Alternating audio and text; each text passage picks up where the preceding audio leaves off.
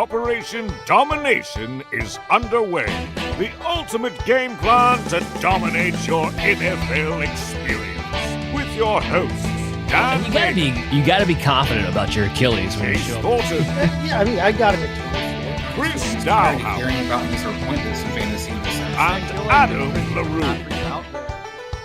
Don't hope to win. Be great and dominate.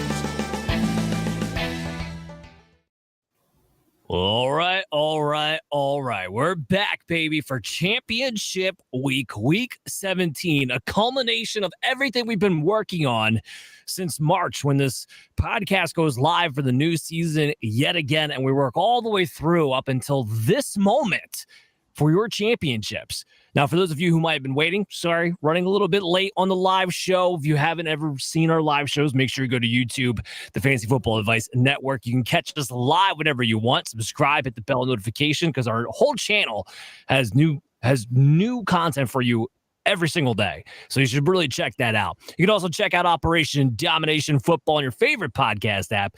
As always, I'm your host, Dan Mader, joined here with Chase Thornton and Chris D. Adam LaRue is away for Christmas.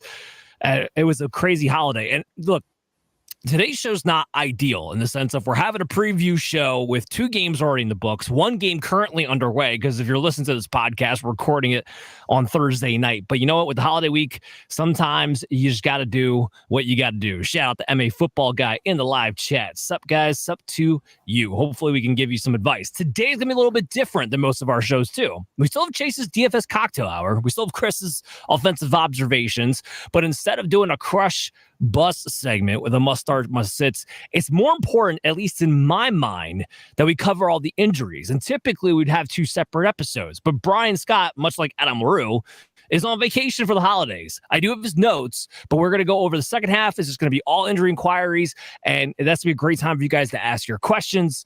And we'll talk about everything you need to know fantasy football wise. Because right now, must start, must sit in week 17 championship. I don't think it's that important. It's more about who's available. You have your team. You know what got you there. It's where do you have guys that are still available this week? Do you have to make pivot options? It's more about that than I think who you must start and who you must sit. So that's why we're going to change it up a little bit in the back half. But without further ado, let's dive into the DFS content because that's for everybody. Even if you're not in the championship, you can still play DFS. So let's get to the cocktail hour.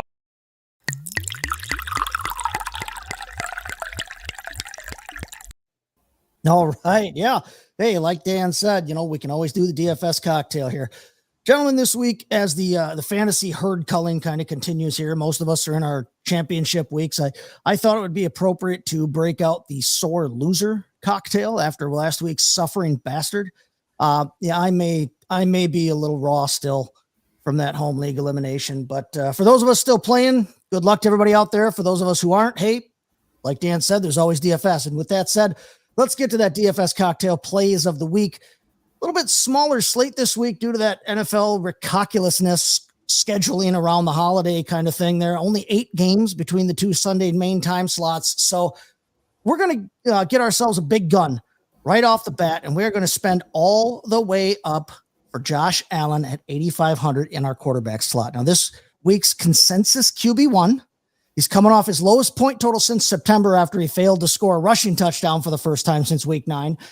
It was also the first time in 4 games he failed to throw multiple touchdown passes. But to me, it sounds like a recipe for a bounce back game, even against the Jets defense that's been stingy against opposing quarterbacks for the most part. Now, they did shut down Matthew Stafford last week, but before that, they gave up a couple of nice passing days to mighty Mac Daddy Jones and Tua Tagovailoa of all people. So, I mean, this game has the 3rd highest over-under on the slate. The Bills are favored big. I think we're going to take the plunge there. Like I said, we're going to go with Josh Allen at 8,500 right off the bat. Now, normally, I like pairing our quarterback with a top receiving option from his same team, but I happen to think, and some may disagree with me on this, but I think Allen is less dependent on any individual receiver for his potential value. I mean, he's just so good running and he spreads the ball around enough that I think we're going to look elsewhere for a wideout, at least initially with this build. So I'm going to go with Jordan Addison at 6,300 against my Green Bay Packers. Now, there's still no official word on if Jair Alexander is going to play or not, But if he doesn't, hey, that's so much the better for Addison, right? It's going to mean that he's going to face a DB even further down the pecking order in what is actually a pretty banged up Green Bay secondary at the moment. Now, the Packers have been the toughest team against opposing fantasy wide receivers, but remember the shootout that happened last time these teams met. Addison was wide receiver 7 on the week there with a pair of scores. And in the 3 months since then, he's become an even bigger part of their offense. He sees basically double the amount of looks per game now as he was early in the season when they played the first time.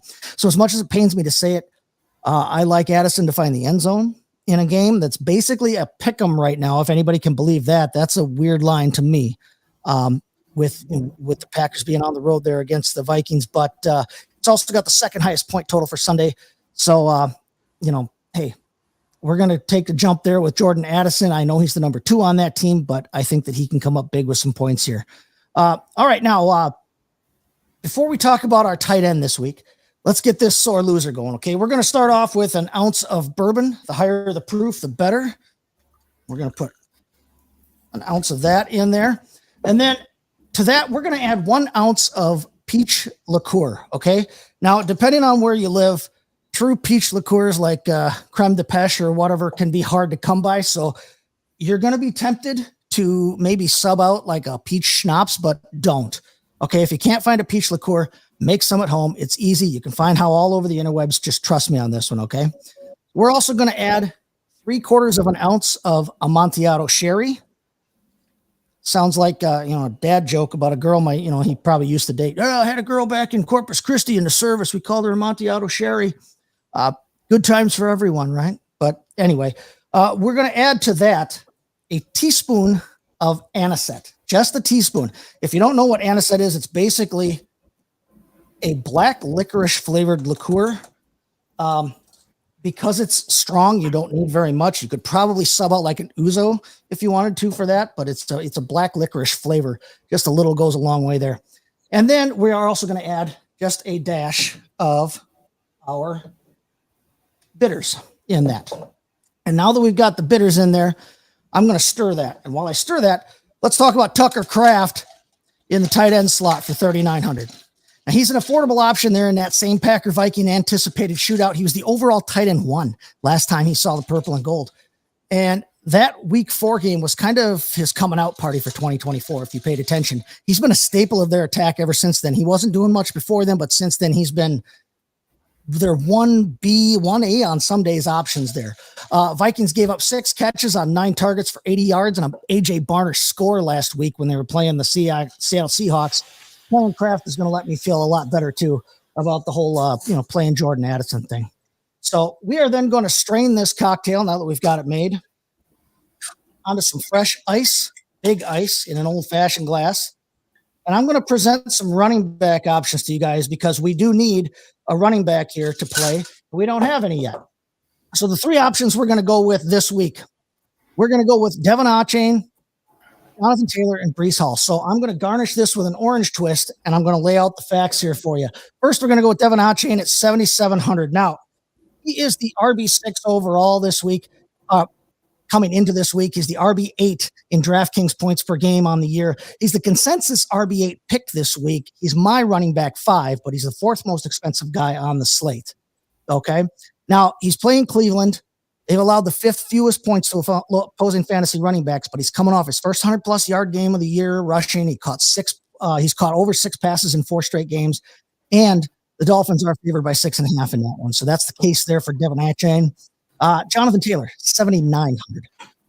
Running back 17 overall this year. He's running back 12 in DraftKings points per game. He's the consensus running back 7 this week. He's my running back 6. He is the 3rd most expensive dude on the slate, though, at running back. He's coming off the 2nd best rushing day ever, his 2nd best fantasy score ever. He had 218 yards, 3 scores last week, and he's facing a Giants defense that gives up the 6th most points to opposing fantasy running backs, and he is favored by 7.5 points, so you expect that they should be able to run there.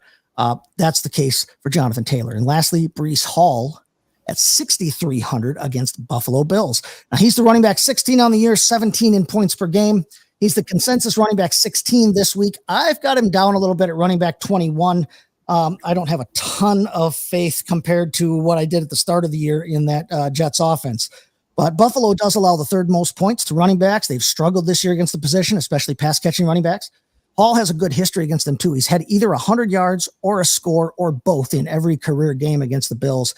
And his only 100-yard rushing game of this year was back in week 6 against them. So that's the case for the 3 running backs there as our sore loser cocktail is ready to go. I'm going to back up and I'm going to listen to Dan tell me which of those 3 running backs you would prefer out of the 3 of them. Well, look, this is a week that sums up the season perfectly. It's a week I want to pay up for running back. The better running back is better than the better wide receivers. That has been the case all year. I think it's going to be the case this week. Now, it's a little bit tough. I don't think you can go wrong direction necessarily between Jonathan Taylor and Devon Achane, because in DraftKings, especially Devon Achane, his role in the passing game, he does get a little bit of a stronger floor than Jonathan Taylor. Last week, I feel like was the first week we saw the Colts truly commit to that. But I am going to go Taylor here for one reason, and we're going to get into it in the injury inquiries later. But even if Anthony Richardson plays, he's going to be playing banged up, and they expect him to play, which I think is a benefit for Jonathan Taylor for it to not be Joe Flacco, as we saw previously in other weeks. So I'm going to take the extra 200. Match against the Giants in a bad weather game. It's looking like it's going to rain probably over there in Meadowlands Stadium, and say Jonathan Taylor keeps this thing rolling in this matchup where he should be getting the touchdowns, because I don't think Richardson's going to run quite as much. So I'm willing to pay up here a little bit. Go ahead, Chris. Yeah, I think I'm in the same boat. The A-chain is kind of, tempting in the sense that, the Cleveland's not a great matchup, but I have to worry about the weather in that game. It also could be a rain game as well. This is a guy who's not been very efficient in the running attack, but you do like him in passing attack. But I think Jonathan Taylor has a higher ceiling. We saw last week that he can be a dominant running back if they lean on him. I think there's no reason they shouldn't lean on him again this week versus the Giants. And again, they should be able to dominate. We also know that the Giants' offense is pathetic at best, so there should be plenty of opportunities for Jonathan Taylor to get touches. Breece Hall's not a guy I can trust chase. So I think price tag's kind of tempting. I know Buffalo's a nice matchup. I just can't trust the Jets offense, especially versus a Buffalo team that can blow them out. So Breece Hall's a guy that you kind of banged up going into this last couple of weeks. How much are they going to use him, especially if they get their asses kicked? So I'm not going to sit here and put him in there. Jonathan Taylor, I think, is a nice price tag with great upside. Yeah, and Chase, before we get to you real quick, before you tell us whether you agree or not with our decision with Jonathan Taylor here, we do have a couple of questions coming in from Danny.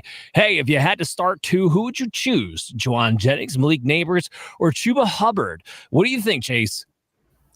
Well, I'm definitely going to put Chuba in there. I have Chuba as running back 10 this week. So for me, the question there is going to come down to Jennings or Neighbors. And if I check out my rankings here, I have Malik Neighbors as wide receiver 15 on the week. I have Juwan Jennings at wide receiver 17. It's kind of a horse apiece there. I suppose it's whether you think the Giants can actually get anything done against the Colts. It looks like Drew Lock might come back and play there. Juwan Jennings, we know right now seems to be the top dog in terms of the wide receivers catching passes anyway from Brock Purdy against Detroit. But I don't necessarily expect that game to go that direction. So I'm going to go with Neighbors here. I'm going to say Neighbors and Hubbard. I mean, what I would agree. Malik Neighbors, I have him ranked a couple ahead of spots of Juwan Jennings, but at least in this case anyway, we're going to find out. He's a game time decision. Again, something else we're going to talk about later on in the show, but it's good to have Juwan Jennings playing the Monday night game.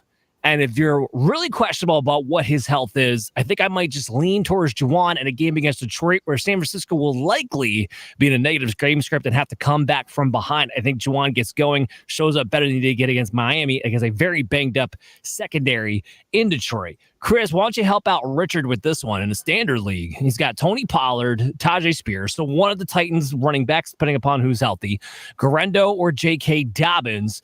I'm assuming he didn't say exactly pick how many, so I'm going to say pick one of those. For me, the guy that I want to play, if he's going to be healthy, and you have to make sure you get clearance on this, maybe we'll get to the second half of the show if the injury inquires, but J.K. Dobbins to me is the most tempting. Gus Edwards went on IR. He's not going to be playing this upcoming week. I am not impressed with Kevin Fidel either. Obviously, the Chargers not involving him in the running attack. Haskins is another guy. I think the matchup versus the Patriots is a great matchup for J.K. Dobbins and the Chargers team. They should be able to move the ball. If J.K. Dobbins is healthy, I go J.K. If not, I probably lean Garendo. I think Pollard has the most upside between Pollard and Spears, but they could both vulture each other depending on how the game script goes. Grando has shown he's the choice running back for this 49ers team if he's healthy. So I think the Grando, even though it's a tough matchup for Detroit on paper, Detroit's defense is basically a thin paper or what it has been. So I go with Grando as the backup option if you can't play JK. Now I have all three of them really, really, really close. I'm in that situation. I'm probably, and I'm not for my own sake because I have teams that have Tony Pollard, but in that situation, I think I'm hoping Tony Pollard just sits because Tajay Spears has been electric over the past couple of weeks. And if he sits and we have that added workload for Tajay, that's what I want to play, I think, over everybody in that situation. We'll have to wait to see kind of what happens coming up. I do my pushback on Guerrero, Chris, is that there's nobody in the 49ers offensive line besides Dominic Puny left. I mean, everyone's hurt. Everyone's done. Like, everyone's gone. They're all in practice squad guys in that offensive line right now in Detroit. Well, my counter to that, Dan, is the Detroit defensive line is in the same boat. I mean, there's nobody standing on the defensive line right now for Detroit. Their defense for Detroit, yes. Hey, guys, you know what that means? We need to sign up and try out for that Monday night game. I think we might be able to get on the line. Send a YouTube video. Show yourself pushing guys around. MA football guy coming back for one more question. Devonta Smith or Adam Thielen at the wide receiver 2 spot? Go ahead, Chase. Devonta Smith or Adam Thielen. This is I'm going to talk about Adam Thielen here in a little bit, and I do have him ranked higher than Devonta Smith. It's a good matchup. I feel like it's a good matchup for Philadelphia against Dallas, but Thielen has just been the man. And like I said, I'm going to talk about him a little bit. I'm going to go with Thielen. I do have him ranked about 5 spots higher than Devonta Smith this week at wide receiver 27. Watch Thielen's hamstring. There is a report, though, that he has a hamstring issue. He's been limited, and that was a past issue that kept him out for an extended period of time this past season, or this season. Everybody we mentioned probably is going to have a paper cut too tonight or something. Like, everybody's freaking hurt right now. It's just ridiculous. But yeah, no, you need to obviously monitor everybody's health. We're again, Adam Thielen, another player we're going to talk about a little bit later. But I will say this just because you brought it up. The fact that he practiced in a limited capacity today does seem to be a boding good sign that he's going to be available on Sunday. And I tell you what, because Kenny Pickett's probably going to be the quarterback, I don't want to play Devonta Smith. I don't even have A.J. Brown ranked inside my top 8 this week with Kenny Pickett at the quarterback position. So we'll get into that maybe a little bit. I'm leaning on Jalen Hurts in too many leagues right now in a couple of different championships. So I'm hoping against hope right now. I'm still beating that drum. So yeah, well, I might have some bad news for you in the second half of the show. But anyway, continue on to the cocktail hour, my friend. Yeah, okay. Well, I'm going to agree with you guys. I like Jonathan Taylor there. We actually have the money in the build that I have put together for my own lineup anyway. I had plenty of money, and I agree with you, Dan, about spending up right now. It is the week to go with the top running backs, especially when there are some big favorites here on this Sunday slate. I mean, we've got 2 teams that are favored by 9 points, a team favored by 8, one at 7.5, one at 6.5. So you've got 5 games where the favorite is up by a touchdown or more. And one of those happens to be Mr. Jonathan Taylor's team. I'm going to go with Jonathan Taylor there. We'll put him in at 7,900. And so then I'm going to ask each of you guys real quick if you can give me one more suggestion for a non-quarterback, but who can we use to fill out the rest of our DFS lineups this week, or at least who can we consider filling out? Chris, let's go with you to start, since we started with Dan last time. Well, since we're not doing our crush bust, I'll give one of the guys I have a crush on. That's Jalen McMillan. I think he's below $5,000, around $4,900, I believe. I think it's a great smash value. K. Dotton's banged up. I will talk maybe about him, but I believe he's not going to play this week. We also know Shepard is banged up as well, so more likely he's not going to play. There's only been 2 options in the Tampa Bay passing attack. It's been great for McMillan the last couple of weeks and touchdown-wise, but this isn't a guy who's just scoring touchdowns. This is a guy who's getting about 7 targets on average. So you're like a guy who's been heavily involved, kind of take on that Chris Godwin role. You've seen K-Dot eat. You've seen Chris Godwin eat earlier in the season. That second pass catcher is the offense is usually eats well. And playing against Carolina team, I like the matchup as well. So Jalen McMillan, I think the price tag is one of the guys I would suggest having your lineup this week.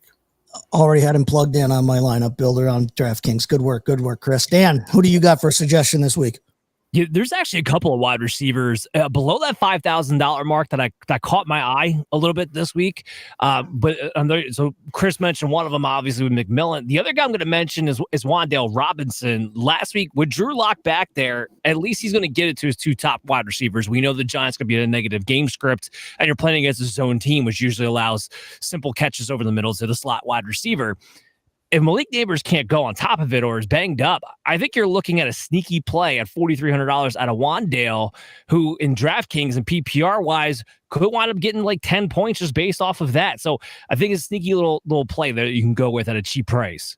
I want to throw another one out there to you too, actually. Chikakonkwo at the tight end position. I want to throw out Chikakonkwo. He's been on fire the last 2 weeks. Last week was the first time all season long. I think it might have even been his career. I have to go back and look at it, but actually played 80% of the snaps, had 85% of the routes run, and he's been targeted 9 to 10 times last 2 weeks in a row. When this is with Mason Rudolph too, by the way. So I actually kind of like Chikakonkwo there. I think he's sitting at $3,600 this week at the tight end position in a week where I think you're going to have to take some shots at tight end unless you're paying up for it.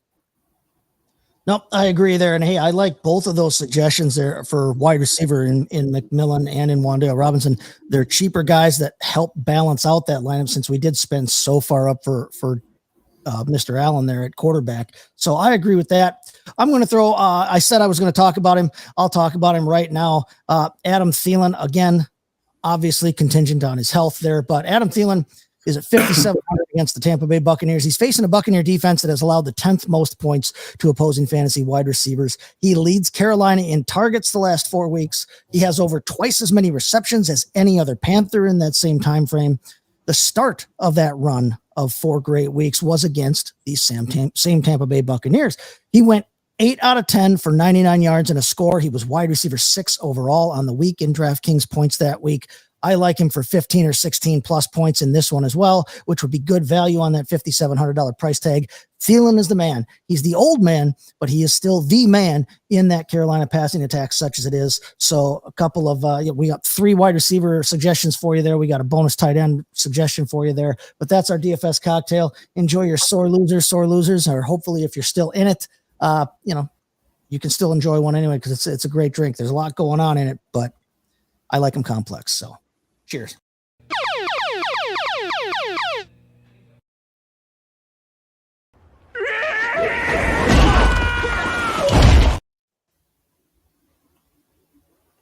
All right, let's talk about some defenses that maybe we're expecting. Chase, you were hoping beyond hope that Jalen Hurts was going to play this week. I don't think it's looking so promising that he's going to.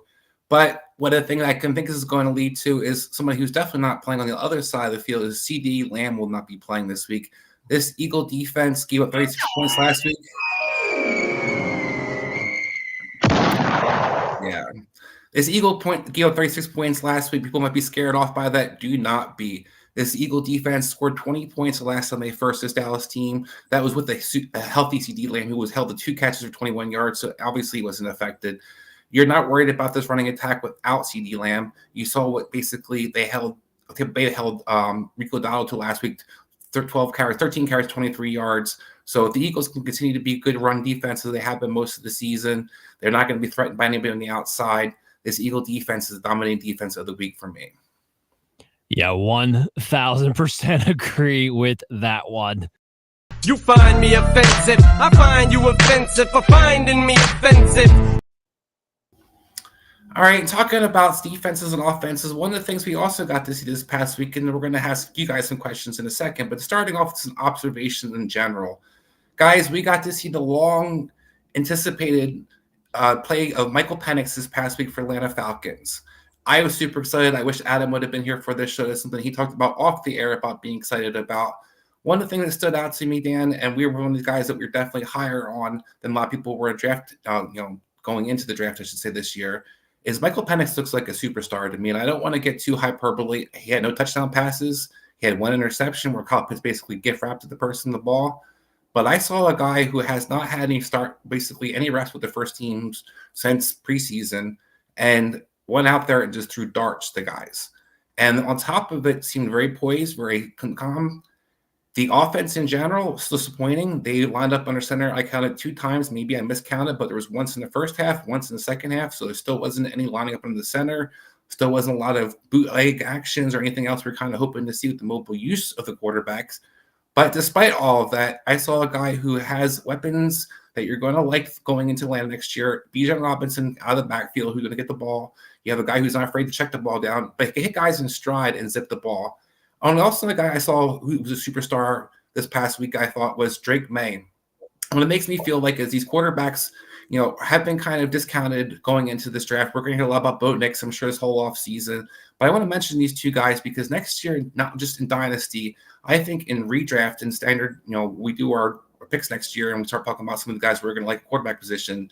We can't forget about these two guys because they're putting out superstar potential out there, and they really haven't had a chance to shine. You look what Drake May has around him offensive-wise, it's pathetic, but he outplayed Josh Allen that first half versus Buffalo, and he looked like a superstar to me out there.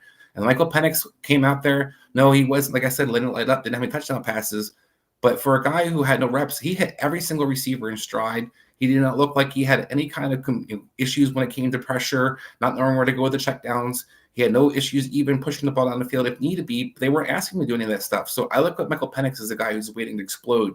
And I look at both these guys as quarterback situation is definitely looking more promising going into next year. And don't forget about these guys.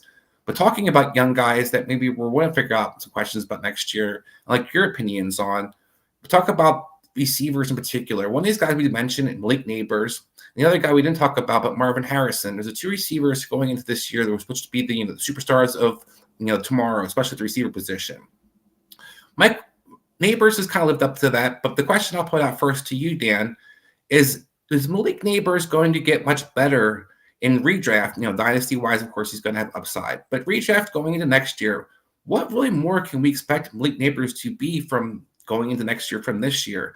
You've seen him basically a target monster. The quarterback's been in this situation, of course, but he's seen targets galore, which is usually the thing that we judge wise. And we've seen a similar situation in New York where Garrett Wilson was supposed to be that ascending star, but never quite, turned the corner that we were hoping for. Is Malik Neighbors a quarterback or receiver, I should say, that you're looking at, despite the quarterback not knowing the quarterback situation in New York next year, as a guy that you feel is just, doomed to ascend? Or is this pretty much maybe we should expect from Malik Neighbors to be next year in redraft as well? Well, trying to look into the future here, right now, the Giants have the number one pick. Right now, that would mean Shedeur Sanders.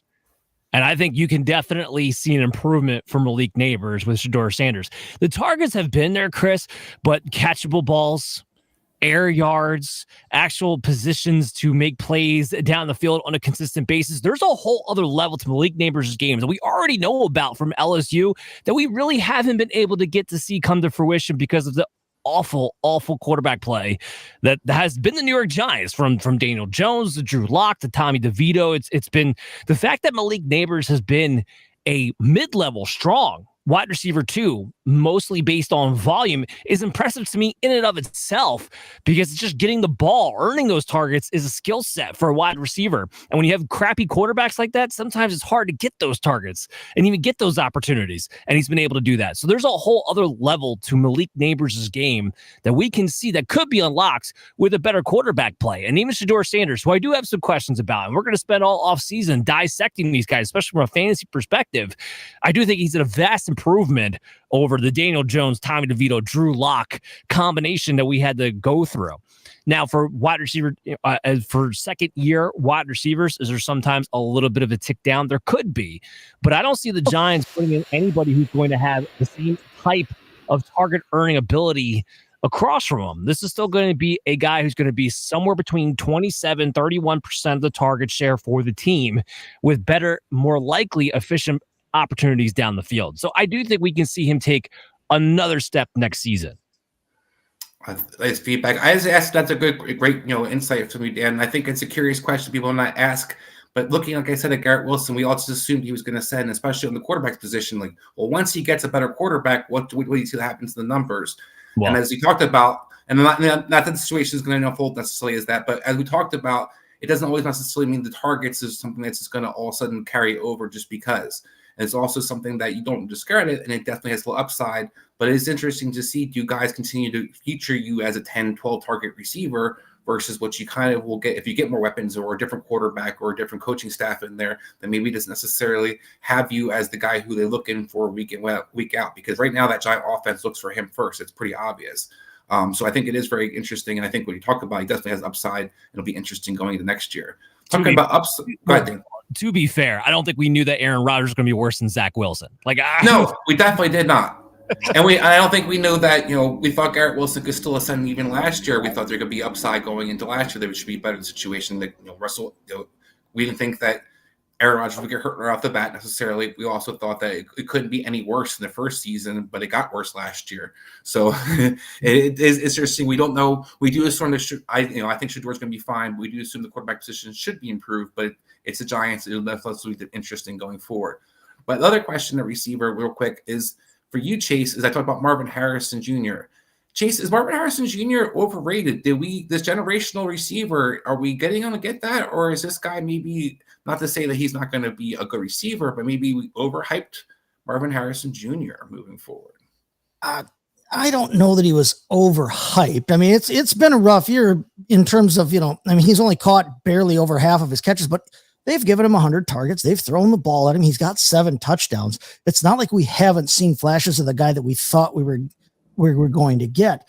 I think that, as this team finds itself maybe offensively and settles into an identity, I think he'll be able to grow in that. It's his first year, and yeah, he didn't come in and light the world on fire, but like I said, 7 touchdowns on only 51 catches. I mean, heck, 1 out of every 7 catches being a touchdown is a pretty decent rate. I don't know if it's sustainable for his whole career, but he's only caught just barely over 50% of the balls thrown to him. I haven't looked into the numbers necessarily to see how many of the passes thrown to him were catchable, as opposed to, being right on the money there. But I do know that if he can up that catch percentage, which he should, even the lowest of the low, Malik Neighbors even has caught 63%, over just a little bit over 63% of the passes thrown his way. If you do that with Marvin Harrison, if he ups it to even mid 60s like that, like most of the better wide receivers in the league are, his numbers look a little bit better, and we're not necessarily talking about him as a bust. I don't think anybody should be talking about him as a bust. I don't think anybody should be worried about him going forward being an actual weapon. He's in an offense that, when it gets rolling, can score some points. I think that he's the most explosive weapon, even if Trey McBride is their number 1 weapon in the pass attack. It remains to be seen yet with the James Conner contract situation and up in him, how they're going to run that offense going forward. But I'm not worried about Marvin Harrison going forward. I still like him dynasty wise. He was a little bit of a disappointment this year, but it's not like we haven't seen flashes. How about redraft next year, Chase? Where do you stand on Marvin Harrison? Redraft form next year? That's a good question. Right now, I don't think that I'm definitely not targeting him. He's not the low wide receiver 1 that people were thinking they were going to get. I'll probably have him somewhere around the back end of wide receiver 2, mid to back end wide receiver 2. Seeing how their offense or how their offseason goes, I may be persuaded to move him up. I will have him ranked somewhere in the wide receiver 2 range, though, because that's what he is. That's what he has been, even with the inconsistent, catch rate. If that ups at all, he still has the upside. I just told you, 1 out of every 7 catches essentially this year has been a touchdown. He still has that ability. I think he can still be a special player in this league.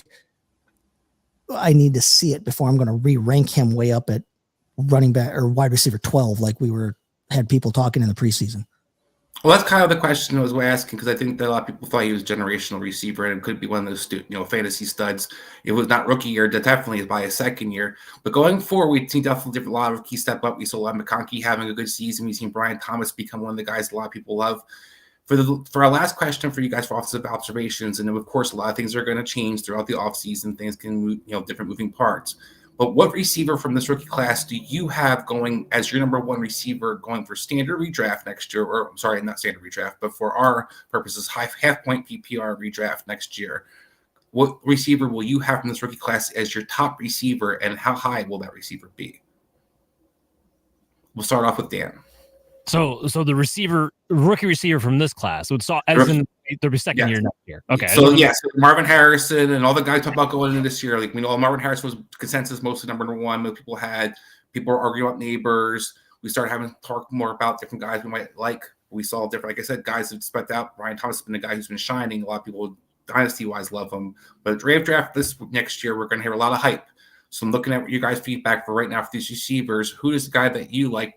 Could definitely change but who's a receiver that you're pretty much trusting, and where do you kind of have that guy as your receiver? Yes, I just wanted to make sure I understood the question. So it's a loaded question for a number of different. And this is why the offseason in the NFL is so fun. This is why podcasts can be all year long, even fantasy football podcasts. Because look, I look at the mid-league neighbors. Gets a quarterback improvement. Does he still have Brian Dable? Does the system change? That's a question we're gonna have to wait for the end of the season to get answered. Marvin Harrison, I think he's a much better player than the production he's put out this year. But is he still dealing with Drew Petzing as his offensive coordinator? Who I think has been the biggest issue of everything going on in that situation. I think Malik Neighbors has the most potential of the entire group. And right now, if I had to pick one, I'd probably lean his way. But just because we talked about him and we talked about Marvin Harrison already, I don't want to lose sight of Brian Thomas, who might have a different coach next year in a different system with maybe help improve that connection with Trevor Lawrence. But I also want to make sure I mentioned Ladd McConkey here, because Ladd McConkey's got a real shot to become a Cooper Kupp-esque type player where he's getting an incredible target share from a really good quarterback as he takes his next step levels up. Like that's a team where unlike with Malik Neighbors and Marvin Harrison, who I think it might detract if their offensive weapons get better a little bit from their volume, Ladd McConkey's the type of guy where I think he would actually relish and flourish in a situation where they actually get some more legitimate weapons on the outside to take away attention and have an offense that's on the field more often, longer drives, and actually scoring more points. So I think he would actually benefit more so from improvement from the offense as a whole. And he already has the quarterback there, and he's already going to be the top targeted guy. So I want to make sure we're mentioning him. If I had to choose right now without having all the information, I'd have to lean a little bit Malik Neighbors because I don't think we've seen him make those big explosive plays that I know he's capable of just yet, but he's already had the volume. Like Chase? Yeah, for me, it will. I like what you're saying about Ladd McConkey. I have become a little bit of a Ladd McConkey convert over the course of the season. I was not as high on him as some were coming into things. I wasn't as high on him through the draft process as some people are or were, but he's proven himself to me. I think he's going to be a good receiver in this league, and I think he's going to be a good player in this league for a long time. And not just that, I think he can be a fantasy relevant and fantasy winning asset for you going forward. But for me, it will be Neighbors. He'll be the highest ranked of this year's class to next year. For me, yeah, the question will be between Thomas and McConkey. Who do I want to rank as the second best wide receiver from this class, fantasy wise, going forward? That's to me where the debate is. I think Neighbors is number one next year. Honestly, regardless of who ended up throwing him passes next year. I mean, look at the mishmash he had this year. It can't get any worse, can it? I would say no, but as we saw with the Jets, apparently, I don't know. So I don't know. Richards has had his question. Speaking of the Herbert and the Chargers, he had a question between Jordan Love and Justin Herbert for this week. For me, it's hands down Jordan Love. It's not particularly close. I have Jordan Love ranked at QB 11 in a potential shootout game. Yes, it's playing against the Patriots for the Chargers, so it's a nice matchup. But Herbert has been the definition of volatile when it comes to fantasy football quarterbacks this year, and it doesn't seem to necessarily have a rhyme or reason. The best matchup that he could possibly have is not necessarily been the games that he's had the best fantasy type performances. And if the Patriots can't put up a ton of points, I just don't know how much Herbert's going to have to do. We have another question. MA Football Guy, we got to this. We all said Adam Thielen over Devonta Smith. We did see it when he posted it earlier. And Chris, we already know your answer here, but just to give T Money the clarification he needs between the Chargers and Eagles defense. Yeah, I'm going to go with the Eagles defense. I talked about dominating defense of the week. Dan, I think that Chargers game may be a little higher scoring than you think. Drake May can move the ball versus different defenses. He's going to keep throwing it, so there's going to be chances for that New England to keep moving the ball. I think when you look at the other side, we have not seen the Giants offense do anything. So I really like the defense moving forward. Yeah, the one thing I will say is that the Chargers defense, especially now he's been healthy, actually has a bit of a pass rush, and that's still been the Achilles heel for even Drake May because he's got no offensive line. And Buffalo doesn't have that much of a pass rush. I mean, not consistent one, at least not this season statistically. Well, no, I shouldn't. I shouldn't have said Buffalo. I meant to say for New England. But I think the problem you're looking at is the Chargers, despite that pass rush, haven't been giving up a lot more points lately. Their defense has not been showing up, and that the game that stands out to me is the Denver game in particular. I think they're able to move the ball in a short passing attack, and I think that's New England will be able to do similar things. So that's where I think the Chargers defense, while it looks good on paper, might not be as exciting as you hope it is. Yeah, it'll be interesting. I don't take too much out of those divisional games sometimes, though. Sometimes they're just weird. But yeah, anyway. So, Chris, does that wrap up your segment? Yeah, so I think that you guys kind of touched upon. I think it's definitely interesting questions. I think Lad McConkey, Dan, you hit on as a guy that I think people should be not forgetting about, and it has a chance to be a Keenan Allen replacement. Basically, we saw Keenan Allen was able to do with Justin Herbert as a guy that has an easy way to kind of talk about, despite other receivers being more involved. Doesn't necessarily hurt him. The other guys I have some questions about whether other different guys can kind of continue to share. But I also think it's important to remember for Marvin Harrison that generational talents are guys that we kind of give that label to easily, that we should kind of wait to guy that label to see guys actually play. But the other thing is don't write this guy off either. He's just got to get stronger, guys. That's what it is. We can talk about the offensive coordinator. We talk about different things. Kyler hasn't been super great throwing the ball, but overall, guys are able to get physical with him, particularly when he gets down the field. If he gets stronger, it's going to be a different story for Marvin Harrison, I think, moving forward. So I have a lot of hope for the receiver class in general, but we move on, Dan, and talk about some of the injury guys and some other things we'll talk about.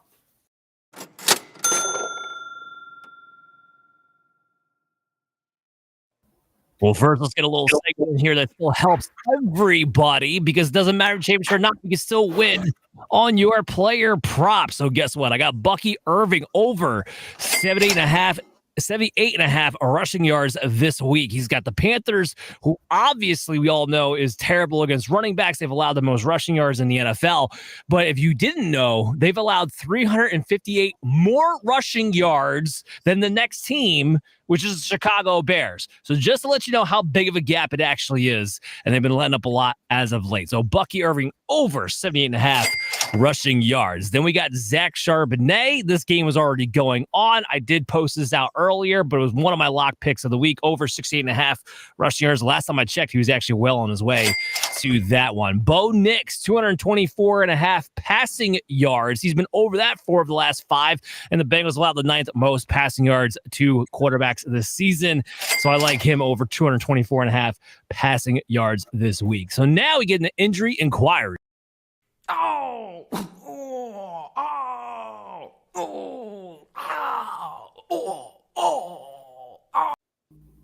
So for those of you who follow the show, yes, typically we do this with Dr. Brian Scott. Typically this is its own episode, but I do have some notes from him, and we're going to tackle these fantasy impacts to close out today's show, because I think this is going to be more important for people deciding how they're going to chase those championships than necessarily just the traditional start or sit. So first off, we got to get into Jalen Hurts. Sorry, Chase, but guess what?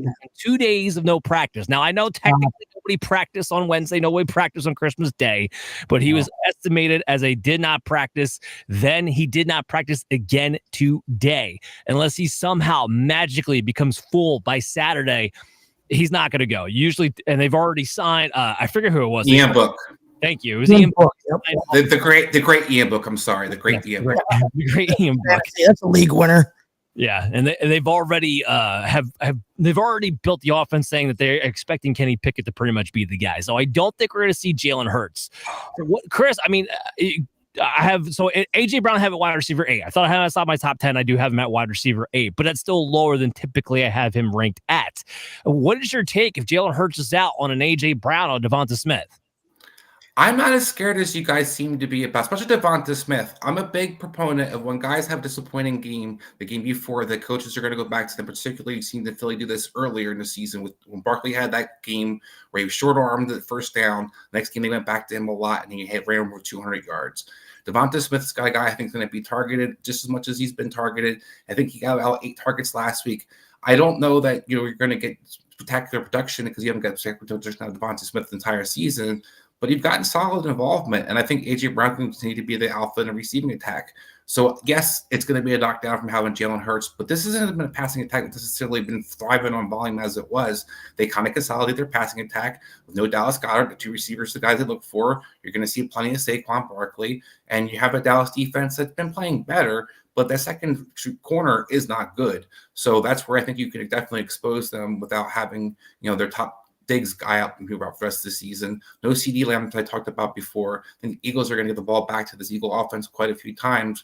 And we've seen Pickett have volume. I mean, one of the things I did not see Kellen Moore do was not hide Kenny Pickett last week. We saw him continue to throw the ball. It was not nearly as effective, but they definitely didn't have a fear necessarily letting him throw the ball around the field. So I think Kenny Pickett's going to be out there. If Ian Book's everything I'm saying goes out the window, Ian Book is trash. Ian Book should never belong in, and that's why you might as well put Nate Peterman out there. But if it's Kenny Pickett, who I'm not a big fan of, you guys, we all know that. But Kenny Pickett, I think, can at least do some of the things Kellen Moore will ask him to do, especially in the short passing attack. I just think it's interesting. He had 24 pass attempts last week. Dallas' defense has been playing a lot better as of late, too. Now, the safety thing is that A.J. Brown still wound up with 15 targets last week. He's going to be the number one read, but with Kenny Pickett, it's going to be erratic, I think, as far as how efficient that passing game is going to be. And the other part of this, too, is that I do believe this will be a game that the Eagles feel like they can just get away with defense and Saquon Barkley. That's what they're going to want to do ultimately, and take the ball out of Kenny Pickett's hands to some degree. But we will see. If you have Devonta Smith, especially if you have A.J. Brown, you're probably playing him in your lineups. Yeah. So Anthony Richardson dealing with a back and foot issue, but there's optimism he is going to play on Sunday. So Chase's questions to you. If Anthony Richardson plays, are you plugging him into your fantasy lineups this Sunday? Son of because I have picked up Anthony Richardson. Literally, I have picked him up to back up Jalen Hurts just in case Hurts can't go. I'm holding out hope. Just let me cling to this for a while, okay? But no, if Richardson can go, yeah, I'm comfortable playing him. Like we've already said, the Giants are not a good team, and they give up points. They give up points against the run, which Anthony Richardson can do. He doesn't always do it, but he can do it. And I really do think that, yeah, you can play Richardson with confidence if and when they announce that he is going to start here. I do have him ranked, just outside of quarterback 1 range. I have him at quarterback 14 on the week. And that's where he'll stay. I mean, until and unless we hear that he's not playing. So yeah, I'm comfortable playing Anthony Richardson this week. Like I said, I've picked him up to hedge my bets against Jalen Hurts in at least one league. Might have done it in 2 leagues, but yeah, I need at least one of these dudes to play. Come on. Give me some help, your fantasy gods. Yeah, we'll find out for sure tomorrow and see if he can get a full session in, which would make you feel pretty good. And if he does against the Giants, we know with his legs, he gives you that upside. He's hanging around my QB 13 spot for me, myself, just right around that top 12, top streamer territory. You can go in that direction. Just want to mention this, not that we care for playing him, but DTR calf issue. Ken Dorsey came out and said, hey, we're planning the offense as if DTR is going to play, which means don't play Jerry Jeudy or any of the wide receivers. You can play Jerome Ford. And if David Njoku, we'll talk about a little bit later, happens to be out there, you can play David Njoku. We'll get into that a little bit later. James Conner, Trey Benson, both dealing with injuries, but both were limited today. So that's the good news, especially for James Conner in his right, because he was able to come back. He's a limited session in, especially at this point. Arizona still cling to a little bit of hope. They're not going to make the playoffs, but the tiniest bit of hope that they're still not out of it completely. I do believe James Conner is going to be active, good to go. If he is, he's still an RB2 in the top 20. I think you got to go ahead and play him. Here's where it gets a little bit interesting. And Chris, you kind of talked about this a little bit earlier, but Isaac Guerendo dealing with the hamstring issue. Now, Brian will typically tell you that he wants to see guys get a full session when coming back from a hamstring issue. And remember, he picked this up on a Thursday night game back in week 15. So he had the extra time, couldn't practice or play at all last week, picks up a limited capacity today. Now, keep in mind, they're playing on Monday, which means today was actually their Wednesday practice. So we're still going to have 2 more reports Friday and Saturday to get through. So maybe he does get that full session in and he is good to go. So Chris, I want you to elaborate more on what you talked about before, because 49ers offensive line's all banged up, but so is Detroit's defensive line. Is Guerendo a top 24 pick this week if he's active? I think that he is, Dan. You see one of the 2 things that stands out to me, especially that are advantageous for him. Number 1, Detroit has a fast-paced offense, which means your team's going to get a chance to get the ball back. It means the more chances they have the ball, you're going to see the 49ers actually commit to hopefully running the ball at some point, which I was pleasantly surprised but impressed by that Kyle Shanahan actually called play action passes last week, I should say. And maybe if he repeats again in Detroit, which I do think there's an axe to grind in some capacity, Dan. Losing to Detroit, I think still stands after San Francisco, or almost losing to Detroit. I think that's going to be something maybe they rest their morals on. But saying all that, I think Garendo's been the guy that they've shown you that if he's healthy and he's going to be out there, they're committed to using him as an RB1 versus the rest of the guys who they seem to just want to rotate or, forget about the running game in general at all. So I think Garendo, you're right, the health is going to be a huge thing. The hamstring is, I definitely defer to our doctor, but I look at it as if he's going to be a guy that they're going to be, trotting out there for any kind of reason, they're confident enough that he can play. They're going to play him, and he's going to be out there playing. Then Zagrando is going to probably get 15 to 17 carries and more than likely 3 to 5, opportunities to catch the ball. Now, if he does or not, we'll see. But I think Detroit, I talked about earlier, the defensive line decimated. The linebacking core is banged up. I think one of the things you can definitely attack them just in generally when they're healthy is at the edges in the running game. If you're going to be able to actually use play action, use George Kittle and set the edge a little bit, which is something you can still do despite all the injuries you have on the line if you utilize George Kittle. And I say it big if. Garendo could still have an effective game. I'm not saying he's going to go out there and be an RB1 and not going to get, Mason, what you got earlier in the year, but I think you definitely have a solid RB2, if not a good flex option. And I totally agree with your take on if he's active, I'm not worried about a workload change. I mean, even the game he got injured in, Patrick Taylor still only had 3 snaps in that game. Like, they're going with one guy there, Keyshawn Vaughn, Israel Bonacana. They don't know the offense clearly well enough to have any kind of Kyle Shanahan trust. So I do expect Garendo, if he's going, to have a workhorse workload. Alvin Kamara, we'll just mention him just because he popped up. We don't expect him to come back. We kind of talked about that last week anyway, but Kendry Miller probably going to be fired up along with Jamal Williams again. Chris, you mentioned this earlier. Mims, don't forget about Mims because he got a lot and that screwed everything up. He got a lot more than he should have gotten. Jordan Mims ruined a lot of people's days with that one. Gus Edwards' ankle, he's going to be out for the rest of the season. We're still waiting to see J.K. Dobbins questionable. Sounds like he's going to be a game time decision. So Chase, let's get interesting on this one. If J.K. Dobbins is also out and it's Kamani Vidal and Hassan Haskins, where's your comfort level Kamani Vidal? Does he crack your top 36 or you're just saying, nope, I'm staying away?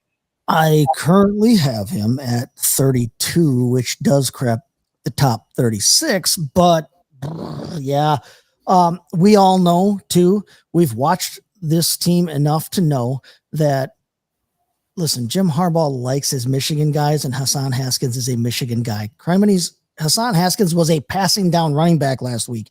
I don't know why they seem to hate Kamani Vidal so much, but I mean, I'm willing to put him up in playable territory, but I'm not ready to tell you to lean on this dude for a fantasy championship here, because I think that if J.K. Dobbins can't go, I think you're going to see a lot more of Hassan Haskins than anybody wants to see. I think that Kamani Vidal seems like he's one of those guys that the fantasy community really wants to happen. I don't necessarily know that the NFL is ever going to make Kamani Vidal happen the way that we want him to in the fantasy community, at least for the rest of the last 2 weeks of this season.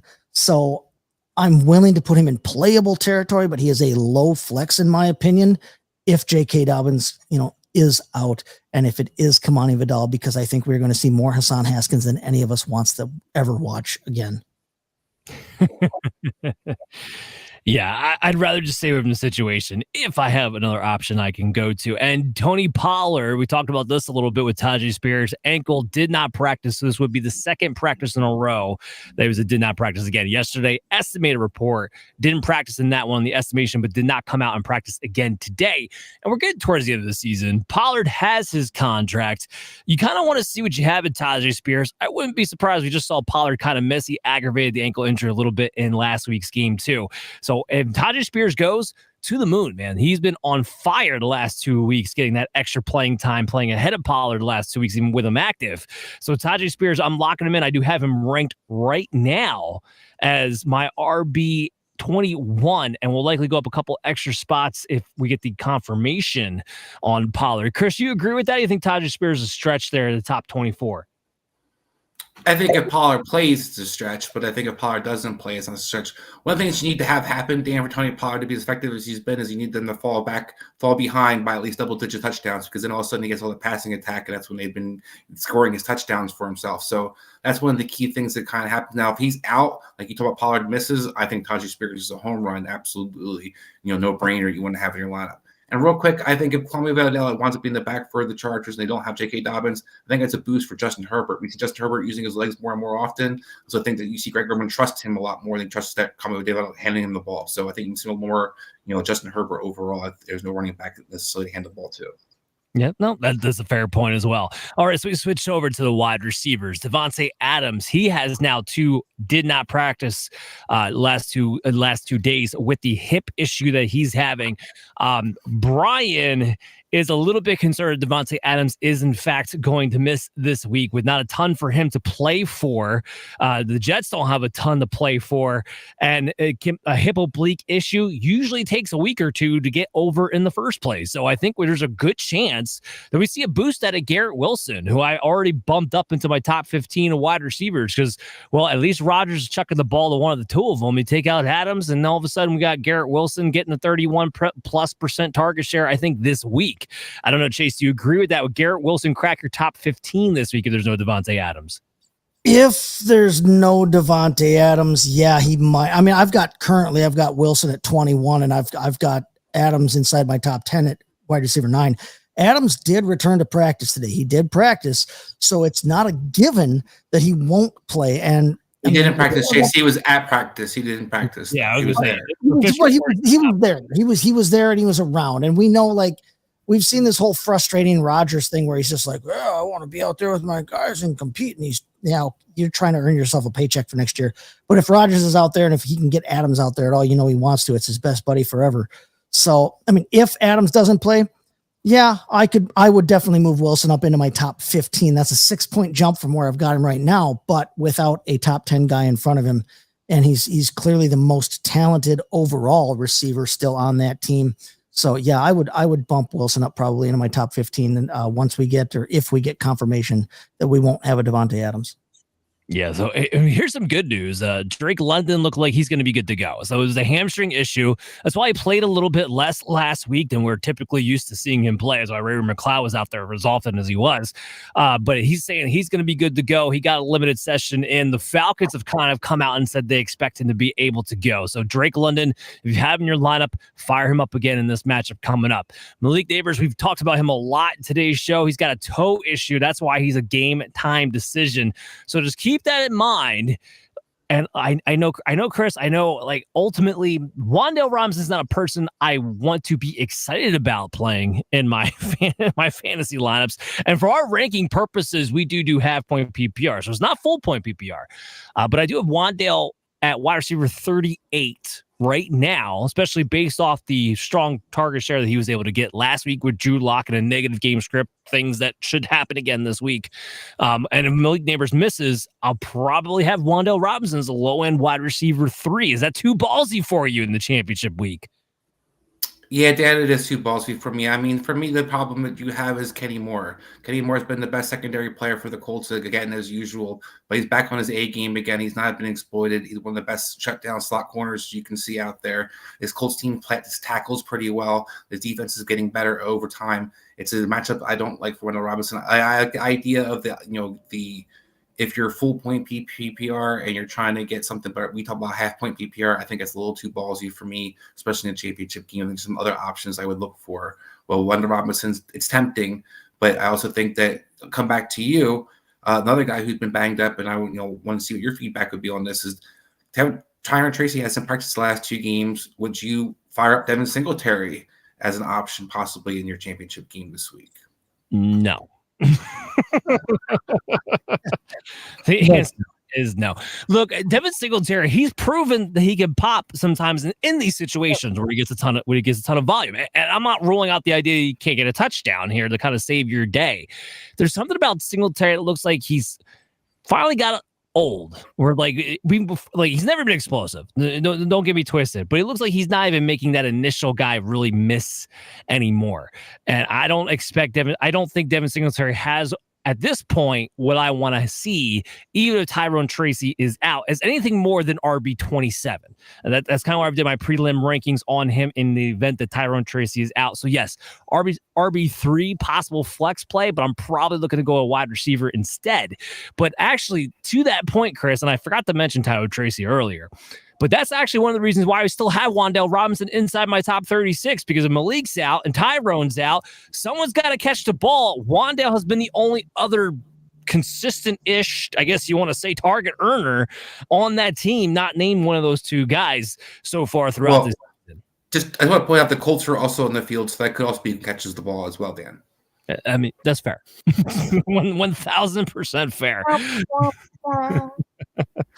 CeeDee Lamb, we talked about him, his shoulder injury, his AC joint. He's out for the rest of the year. Nothing left for him to play for. Brandon Cooks likely becomes the number one receiver. Chase, you agree with that? Yeah, he likely does. I'm still not excited about him, but he is probably the top option in that offense. And then after him, it's anybody's guess. I mean, in theory, it's Jalen Tolbert, but honestly, Kevontae Turpin, I like the dude. He's explosive. He's fun. But if you want to look at who becomes the best option in that pass game from the wide receiver position, because and that rules out Jake Ferguson. But if you want to look at who becomes the best option in that wide receiver room, it's Brandon Cooks, and it's not particularly close, unfortunately. For me. Yeah, I'm with you 100% there. And being that they're playing the Philadelphia Eagles, I'm not playing. Even if CeeDee Lamb's out, which he is, so we already know that. Brandon Cooks is still at my wide receiver 48 this week as the top option. Jalen Tolbert himself. I entered him at 60. I don't even have Tolbert ranked, but like I said, because they're playing the Philadelphia Eagles and because they may have to pull out all the stops, because who the heck knows, and Mike McCarthy apparently is still possibly coaching for a job and has a job. I wouldn't rule out some fun Turpin stuff, some runs and some reverses and getting involved, but it's Cooks. If I'm a Dallas Cowboy fan and Jerry Jones tries to tell me that Mike McCarthy is going to earn himself for another year, I would riot in the streets of Dallas. He just about made out with him in the locker room after that thing last week, whatever happened. Yeah, Jerry Jones has dementia. I'll forget about it tomorrow. I'm not worried about it. All right, so yeah, I'm with you. I'm not really looking. Jake Ferguson is a tight end 13 for me this week, so just outside my top 12, but in that playable territory. Outside of that, I'm not really looking to play anybody on this Dallas offense. Rico Dottle probably because you don't have a better option at this point. Been riding him to get to this area, but man, it's bad. It's so bad in Dallas. I'd rather stay away if I can avoid it at all, especially against what's been the number one defense since week 5 in the NFL. Jalen Waddle, he did return to practice today in a limited capacity with dealing with that knee issue. Chris, I'm going to ask you, go to his Cleveland Browns. It's a great matchup on paper. Are you going to throw Jalen Waddle in your lineup in week 17 if he's available and good to go? Only if I'm like in a track fantasy where I'm just getting points for wind sprints that the guy runs, because otherwise that has no value for me fantasy on the field. It doesn't matter. Jalen Waddle is the guy they forget about, especially in a game that's going to probably be poor weather. I have no trust in putting him in my lineup this week. We have no idea what they're going to show up and do. You're more than likely it's going to be tons of Janu Smith. We know H.E. will be heavily involved in the passing attack, but anything down the field, it gets forgotten about. And Jalen Waddle has definitely been forgotten about this year.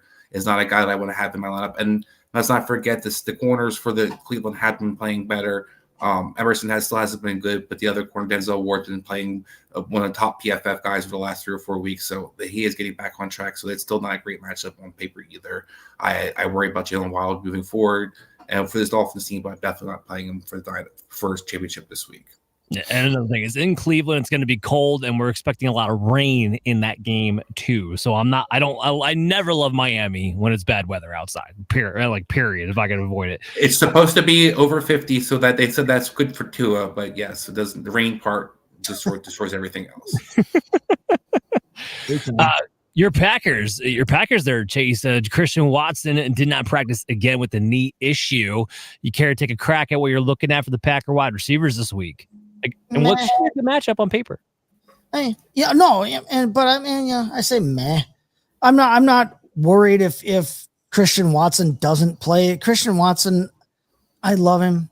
he's so much better in theory than he is in reality, and that's the unfortunate thing. I mean, if he does not play, honestly, it bodes great for Dontavian Wicks. Last time these two teams played, and when they had the shootout, and the second half it became a second half shootout after the Vikings went up 28-0. I was wandering around the Minnesota Renaissance Festival dressed up like a goof with my wife, because that's what we do, following it on my phone. And I thought, are you kidding me? 28-0. But it became a second half shootout. And in that game, Dontavian Wicks had 13 targets. Now, he only caught 5 of them, but he did have 13 targets. Remember, that was Love's game back after he had missed with his injury. He missed the previous 2 games there. And if you look at what he did there, he threw for almost 400 yards and 4 touchdowns. Now, he had the 3 interceptions, which kind of tanked them in the end. But, in terms of Packer wide receivers, if Watson doesn't go, that gives Wicks a major boost. I still am okay with Jaden Reed. Jaden Reed caught a touchdown in that game as well. But like I said, in the DFS cocktail, Tucker Kraft is the guy that I'm really looking at in that game, whether or not Christian Watson plays. It's been a fantasy herd. I said that coming into the year. We kind of all said that coming into the year. It was one of those situations where I wanted the guy throwing the ball to all the talented dudes. I didn't necessarily want any of the individual talented dudes that were in that wide receiver room. Tucker Kraft has been a good usable tight end. It's been a complete and total crapshoot, roll the dice any week in terms of the Green Bay wide receivers. So whether or not Christian Watson plays doesn't change that for me. But it would give a major boost to Dontavian Wicks. Dan, real quick, I throw in the ball because that's been the key for them in general. They don't throw the ball more than 30 times a game, basically. Jordan Love is hidden a lot of times. If they can run the ball, they will. So I think that's the big thing with the volume. You don't have the volume to feed all these mouths. Even if guys are out, we still see other guys just get the same amount of snaps. Somebody else comes off. They'll play Heath. They'll play somebody else is off the bench just because. And they have to rotate that third or fourth receiver constantly in there. It doesn't seem to necessarily benefit anybody.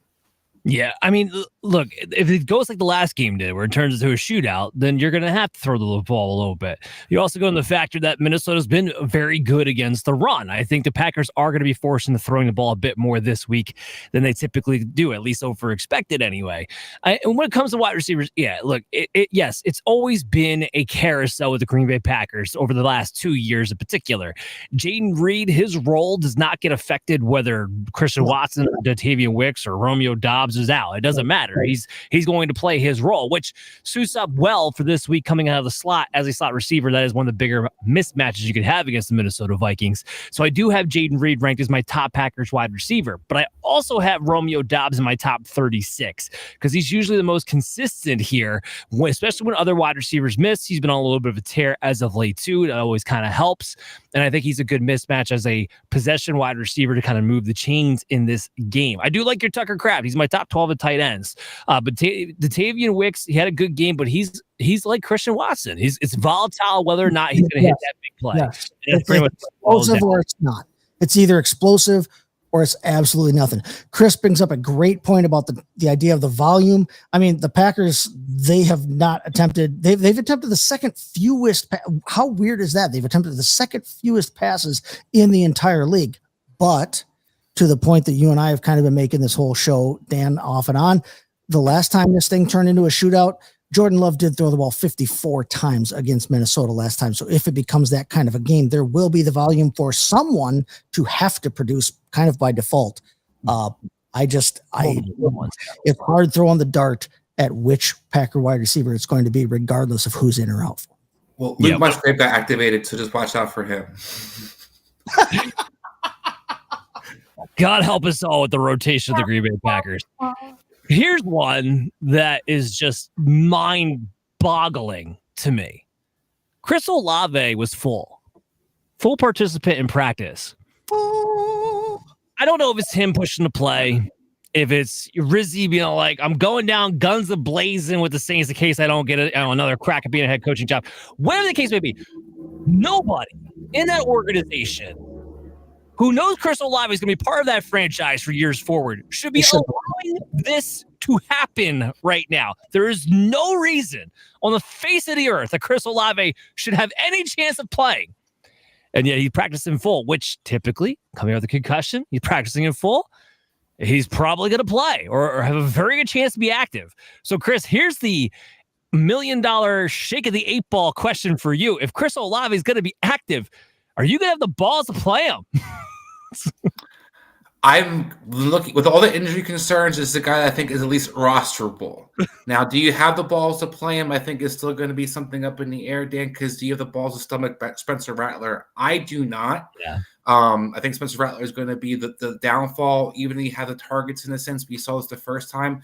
The reason Chris Olave got his first head injury as it was because Spencer Rattler threw him a medicine ball basically, and there he winds up getting knocked out.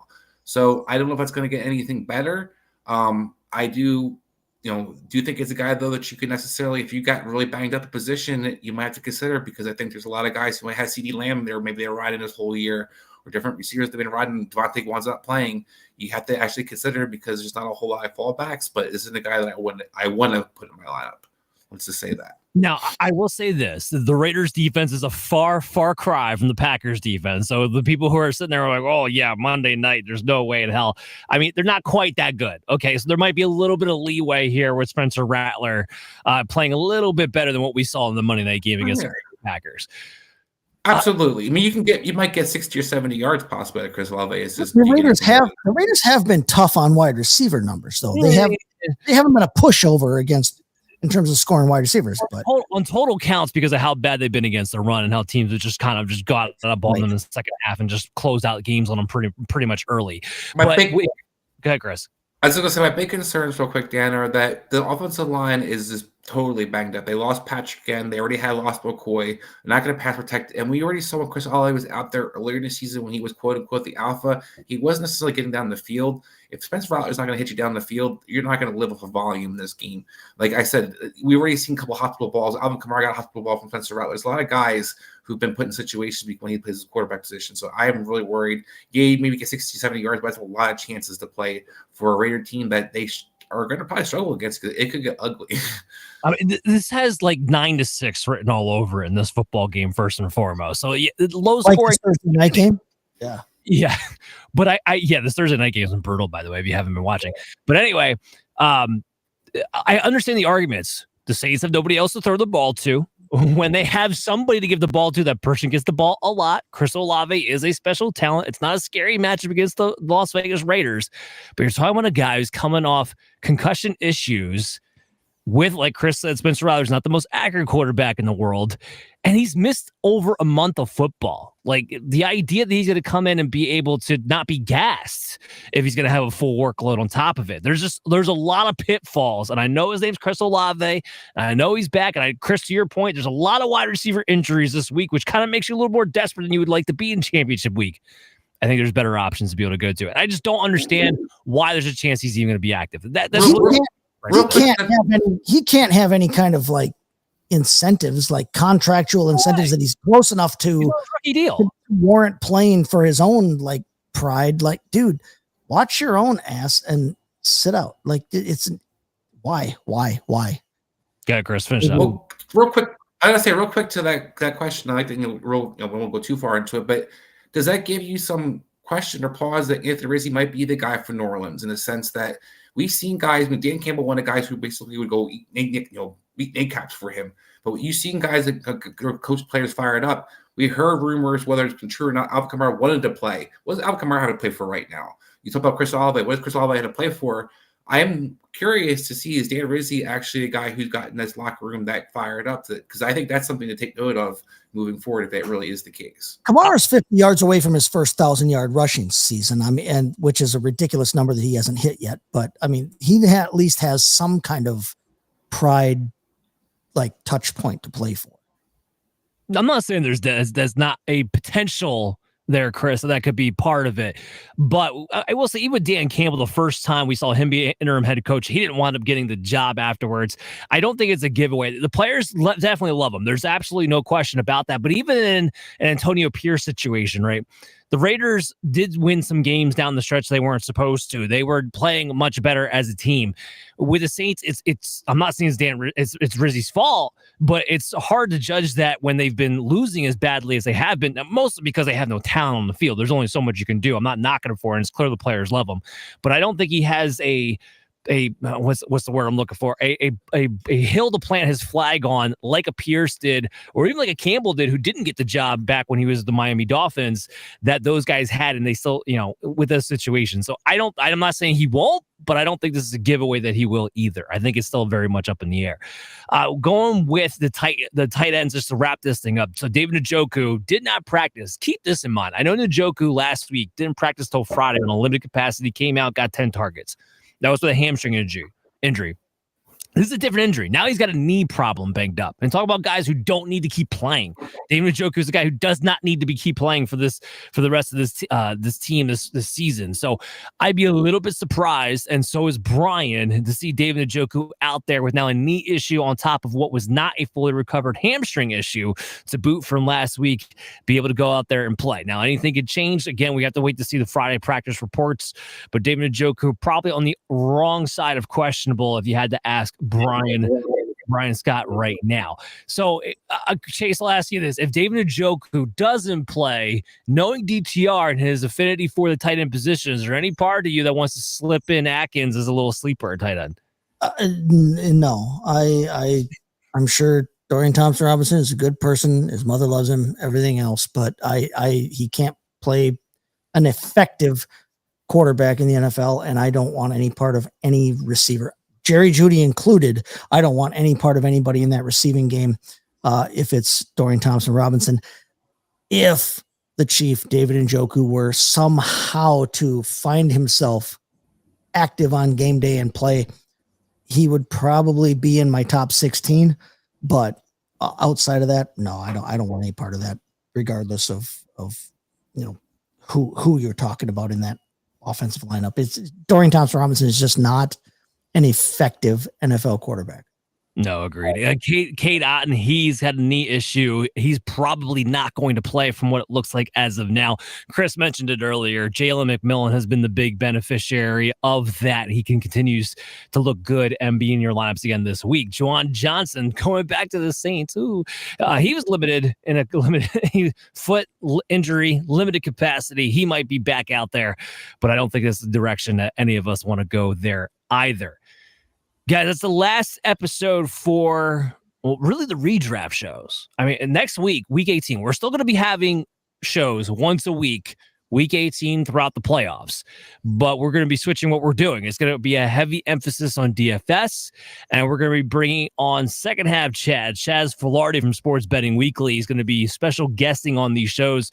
Our whole second half of our show is going to be betting. We're going to bring him on, talk game lines, quarters, player props, everything in between. It's going to be the second half of the show, and the first half is going to be focused around DFS. Good luck. I hope Operation Domination has been able to help you get to this point. I hope you guys win your championships. I hope you're subscribing to the Fantasy Football Advice Network channel on YouTube, and you're downloading Operation Domination Football on your favorite podcast app. Again, we're not going anywhere. We're going to be back once a week still throughout the playoffs to try to win you guys money, both DFS and betting wise. And then we'll break after the Super Bowl, come back in March, and get ready to do it all again for 2025. So, guys, take care. Good luck. We'll see you next week at 9:30, by the way, on Wednesday at our normal time. Hey there. I want to thank you for watching Operation Domination today. And if you're enjoying the show, there are some ways you can help support us. You can go to podchaser.com/Operation Domination and leave us a 5-star review. And you can do this on any podcast platform or on our YouTube page when you go to @FF Advice Network. This completely helps out the show be able to grow, and also leave us comments to let us know how we can curtail the show to you, because you are the most important member of the show. So again, go to podchaser.com/Operation Domination to leave a 5-star review and leave a comment wherever you listen or watch the show, and we'll help better serve you. Just do it. What is this catastrophe of a game going on right now? Like, seriously. 6-3. If you can live bet the Charbonnet thing still, he doesn't have. I don't know if he's out of the game or what. I haven't been able to watch. I'm not watching because I'm with you guys. He's at 56 yards rushing. Yeah, well, I know.